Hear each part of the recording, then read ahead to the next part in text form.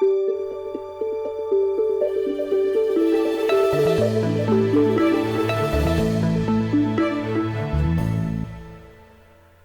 everyone, Kevin here with Divinely Designed, and I'm doing a video to enter Altenew's video challenge number 4, and I'm going to be making a dimensional floral card featuring some Altenew stamps. I'm going to start off using a little bit of an unusual object, and that's a Tim Holtz sort of silver chalice, and I've used a Dremel tool to cut it in half, so eventually I will be able to lay it flat against the card, and it will be sort of the vessel that holds my bouquet of flowers. I'm using a product here called Rub and Buff, and if you've never used it before, you need just a really tiny amount, and you can apply it with your finger. And I'm using some metallic gold and some copper to give this vase kind of an old world distressed gold kind of look to it. It's pretty easy to apply, and you can see there you get this great sort of metallic. I wanted it to have a lot of texture, so I sort of dabbed it on so it looks really distressed.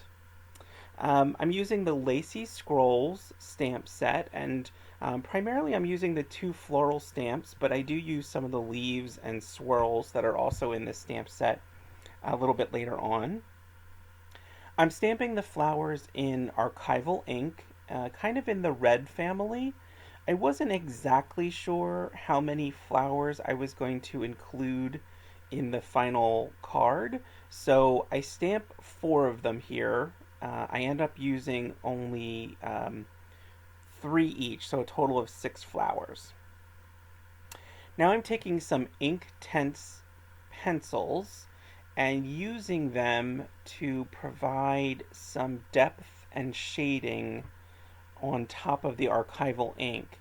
And I'm following kind of a really simple rule, and that's just using 3 different pencils, a dark, a medium, and a light shade of, in this case, kind of a pink. And I'm just applying that color, that shading, in the deepest folds of the petals, sort of where they're very close to the center, or if it looks like there's another petal that's sort of casting a shadow.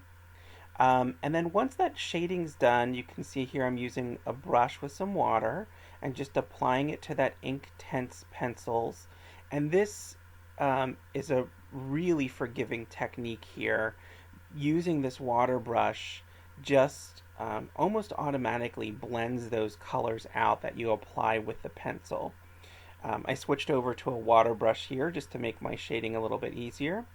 But again, just using this water here to sort of blend the light and the medium colors that I had put down. And in a second, I'm going to go back with my darkest color. And again, here I'm just adding just a very little bit. This is not a huge image. So I'm entering, I'm putting that in where the darkest areas are. And then just going back in with my water brush to blend that all out. Once I'm done with the coloring, I took the dies that are the matching dies for this stamp set, and I die cut all of my images out. So I ended up with a bunch of flowers and leaves and some scrolls. Again, I wasn't exactly sure what I was going to use here. I'm using a 5x7 card, and it's a side opening. I'm applying just a black piece of paper on top of the card, and then I die cut sort of a rectangular window, which I then used foam tape to apply on top of the black. I'm almost creating, or I was trying to create sort of an alcove kind of look here. You'll see I added some just sort of stems there in my vase that I sort of attached or sort of pushed down into the clay. They were just some green wires.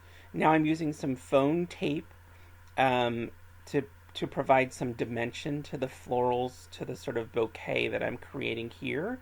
Just making, making sure it takes up enough space on the card. And then once all my flowers were placed, sort of tucking in some leaves to give that bouquet kind of a really full kind of voluptuous feel to it. And using some tweezers so I could sort of get them in the right places. And then I used the Label Love stamp set and took one of those stamps and stamped it in some archival ink. I matted that on some white, then some black. And you can see I used some of the scrolls to sort of frame the sentiment, and then ended up using some Wink of Stella just to give a little shimmer to those flowers. And I really love the way this card came out here. You can see here some still photos of it, that rub and buff giving that vase kind of that old world, distressed kind of gold look to it, and the flowers looking just so kind of shiny and sort of contrasting to that distressed vessel. So I hope you enjoyed that. Thanks so very much for watching.